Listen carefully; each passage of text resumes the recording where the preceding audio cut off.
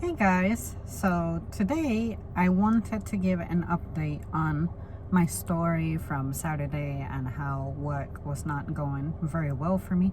There's this stupid red Honda just doing laps around this parking lot, and if that's not suspicious, I don't know what is. He keeps going slow, then fast, his windows are completely tinted, and then he slows down again, whatever.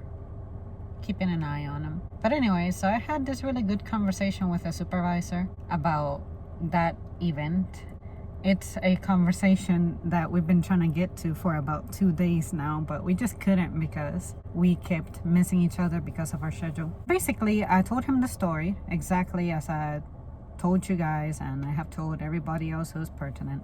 I knew that he would be the best person to say these things to because he in the group is the one who I would say everybody trusts, and he genuinely has legitimately good people skills. And they manifest in the form of he listens to you, he understands, he makes things happen, he really finds a way to adapt to you as opposed to making you feel like you just have to suck it up and deal with it. He actively tries to work with you, find a solution collectively, as opposed to just being like, I'm the supervisor, you will do what I say, period, which I have had that kind of manager before. Again, I find myself to be someone pretty adaptable to people's authority styles, but to have somebody who legitimately gets to know me and they have no issue with testing things with me and asking me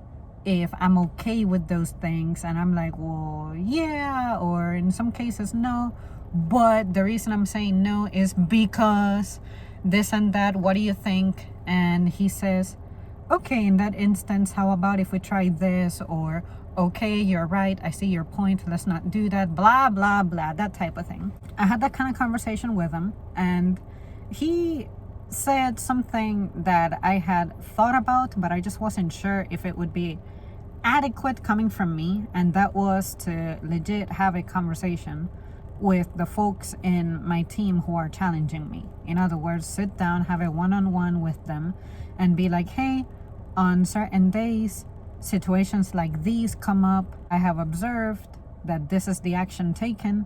Let me tell you why that's not useful. Let me tell you how that is not helping me get through, or let me tell you what it is that I need from you in that situation. And then I told him, see, I would be more than willing to do that, but to me, the reason I don't feel confident about saying such a thing to someone is because I know how to conduct the conversation in a way that doesn't come off as I'm blaming you for it. You made me have a shit day, nothing like that, because it took many factors for me to experience the disaster. What I do want to say is that what is needed is so simple, because if I'm recurring to you with a simple instruction such as, hey, I need a replacement item, or I need this, I need that, and you're the one who's in the position to free roam to obtain those things and you're not getting it, what other way can I rephrase this to get you to take action? That's the weird part for me. He said that he believes that with this individual, what's happening is it's an instance of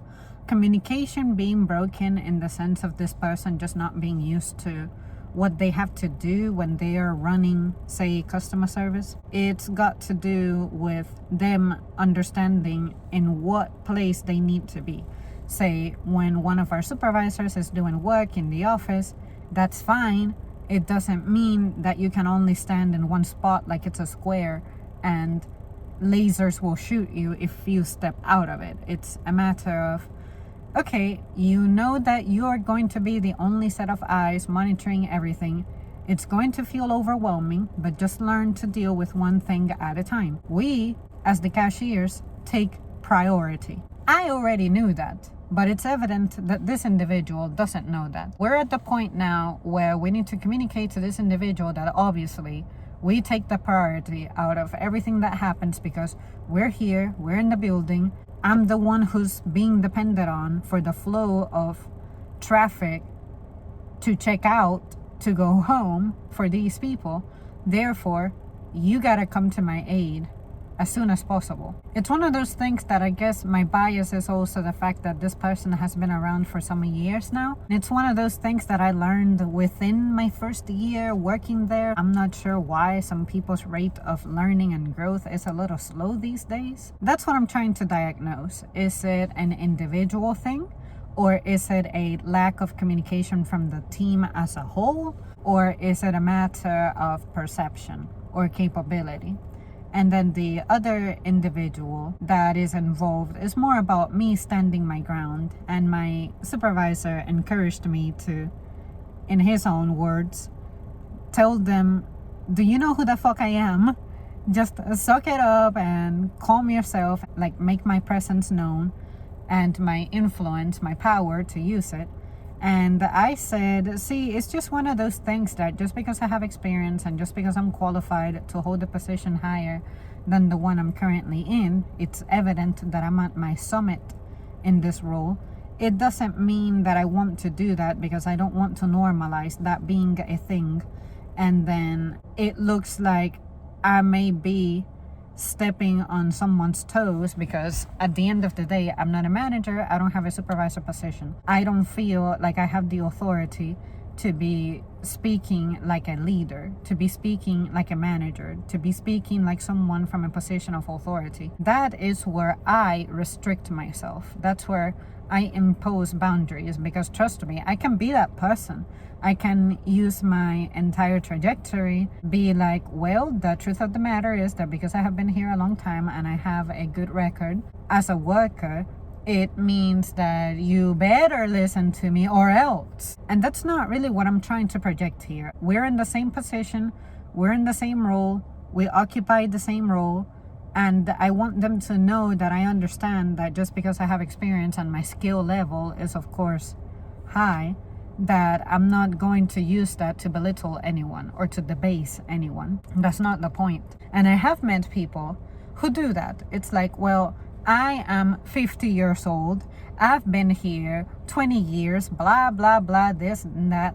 And they try to use that as their weapon. I don't do that. I like for my weapon to be my own actions, which is my consistency, things like that. I will consult one more manager as to, because this would be a disruption of time and the schedule, when would be a good time to sit down with the individual who I experienced the challenge with, so that, who knows, maybe I can serve as the bridge for this person to get to where they need to be at this time. Because in the past, this individual from Saturday, she has said that she is inspired by me because of my performance, like how quick I get things done, how I respond to certain customer interactions, and how I'm quick about it. And she's trying to get to that level. I want to tell her, don't aspire to be like me. I want her to aspire to be the best version of herself, as opposed to trying to imitate someone like me. Because I don't want to say it's impossible to be like me, but you gotta consider that, like I was explaining to my supervisor today, I am the way that I am at my job because I have been a sponge. I have absorbed advice, techniques, and mannerisms from my predecessors. Those individuals are no longer around. I got to enjoy a season of inheriting experience from the veterans of my time before I began to qualify as a veteran. So now I'm in a veteran position, but I'm encountering a new generation of workers that communicating things to them is a little difficult. It's a little challenging because you gotta consider where they're from, what their background is, what their job experience is, what other demons they're dealing with in the background that we don't know about. Do they have something clinically going on? Because some people are taking things that alter their behavior, their perception, their energy levels, all those things. Whereas back in my day, that was a thing, but it wasn't as prevalent as it is today. I can say that when I was being built up, I was able to focus on building up within the role, but now there is a social challenge that my managers are learning how to cope with themselves. Therefore, even if I sought advice from them, their answers are going to be limited because they have not been able to develop their vet status at dealing with the current challenges we have. We are now establishing the record, the precedent of how we're going to do things moving forward as these situations emerge. It was a very good conversation. I was glad that we were able to conduct it in a productive way, that my points were accepted and taken and I was supported. My supervisor even said that he was proud of me because of how I'm handling it. He came in to close on Saturday. That was his shift. He was here for nighttime and I was there in the daytime. He said that all he heard was that I told somebody to get on a register and after that I left. I was like, that is not true. I told this person to get on a register, but I didn't leave until about an hour and a half after that happened, about 2 hours after that happened. It's not like I said, get on a register and I just walked the fuck out. It doesn't work like that. And that's why it didn't happen like that, because I know that's not how it works. It's one of those things that I like that he mentioned that socially in our team we have a problem, and the problem tends to stem from what people say behind each other's backs. And I'm like, that is exactly why I don't engage socially very much. And when I speak, it's like my words have a lot of weight and power because I'm selective about when I say what I say and to whom. This instance, what happened to me on Saturday, I decided to share it with a handful extra people than normal because I also want to make it clear that just because I'm a vet and I'm a strong worker, it doesn't mean that I don't suffer. It doesn't mean I don't get annoyed. They cry and whine and complain and bitch and moan every single day, no matter how simple the day is or how easy the job is. They're always bitching. You cannot say the same about me. You will never hear me say, I'm tired, or express that, well, I'm in pain, therefore today I cannot lift heavy. Nothing like that. I never use that as an excuse, and the only time I do is if it genuinely puts me in danger of getting hurt. I don't want to get hurt, especially not at work. Those little things. But when you have a record of being negative all the time and putting out the bare minimum, and that's not the record I have, who do you think has an edge here? And again, I don't want to use that as my argument because I don't want to come off as arrogant. But like I've said before, it's important that you use your trajectory, and that is where I have an advantage, I feel, over everybody.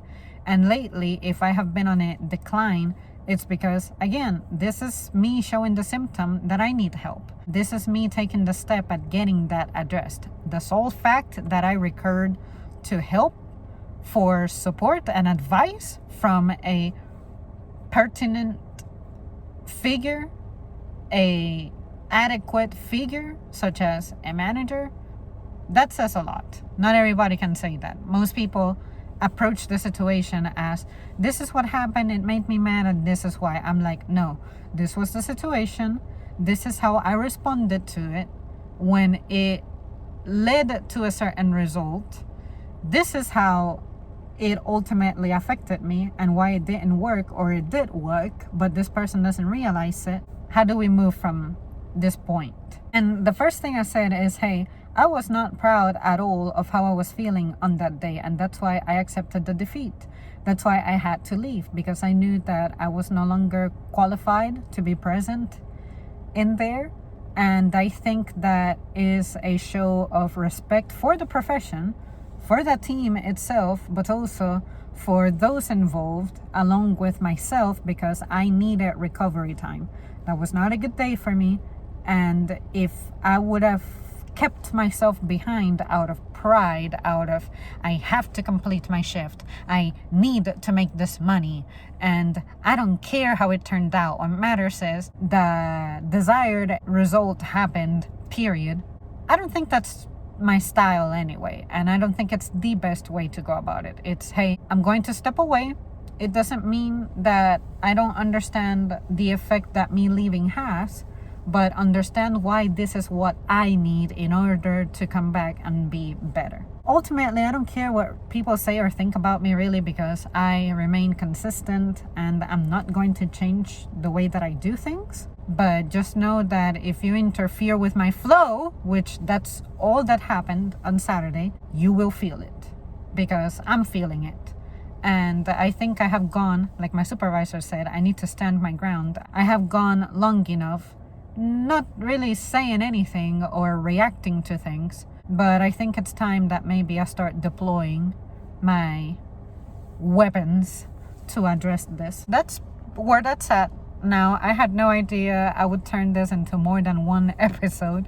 I thought it was, okay, Saturday I had a shit day, this is why, it's over. But I think that the incident caused like a ripple effect. And I'm glad because today somebody else wanted to have a conversation about a similar situation too. Like there's another worker who is struggling to adapt to the style of another worker, and I guess that's affecting their job performance. And I'm like, okay, so now we're all starting to talk about the real truth about how we feel depending on who's here. Because I know I feel it. One of the things I hate the most is people cannot stay at their fucking stations. I'm always at my register. Nobody can say that they can't find me at my register. But yet people take their sweet time getting to the register, or when they get there, they're distracted. Like, no, move. You see the customer, whether you love them or not, react. Move. Address them. Help them. That's what you're there for. If you're in the middle of a conversation, stop it. Come back to it later. That's how I am. And I guess that because I'm consistent about that, some people may be intimidated by that. All you have to do is remember why you're there. Customer comes first, whether we love them or not. Because trust me, I don't love them. That's it. I'll inform you of any further updates.